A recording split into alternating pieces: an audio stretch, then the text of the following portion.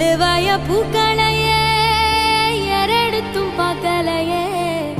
ஆளால ஒன்றேருப்பு கொத்துதையா அச்சருந்த ராட்டினம் போல சுத்துதை